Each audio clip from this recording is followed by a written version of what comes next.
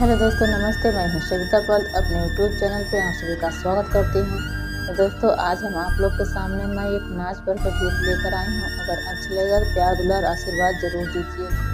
हम जाने गयो राजा तोहार चतुरैया, हम जाने गयो राजा तोहार चतुरैया। अपने गरज राजा बोलेली धनिया, अपने गरज राजा बोलेले धनिया। हम जाने गयो हो तोहार चतुरैया, हम जाने गयो राजा तोहार चतुरैया, हम जाने गयो राजा तोहार चतुरैया। अपने गरज राजा बोलेला धनिया, अपने गरज राजा बोलेला धनिया। हम जाने गयो राजा तोहार चतुरैया, हम जाने गयो राजा तोहार चतुरैया। अपने गरज राजा पकड़ेली बहिया, अपने गरज राजा पकड़ेला बहिया।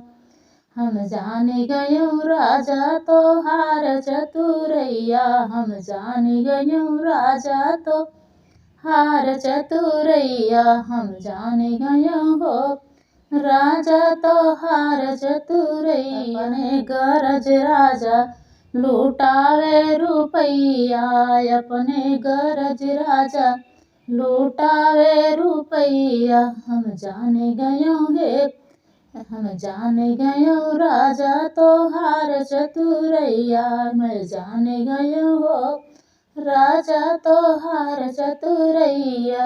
हमारे गरज राजा देखावे ठेंगुनवा, हमारे गरज राजा देखावे ठेंगुनवा। हम जाने गयो राजा तोहार चतुरैया, हम जाने गयो राजा तोहार चतुरैया। अपने गरज राजा हमके बोलावई, अपने गरज राजा हमके बोलावई।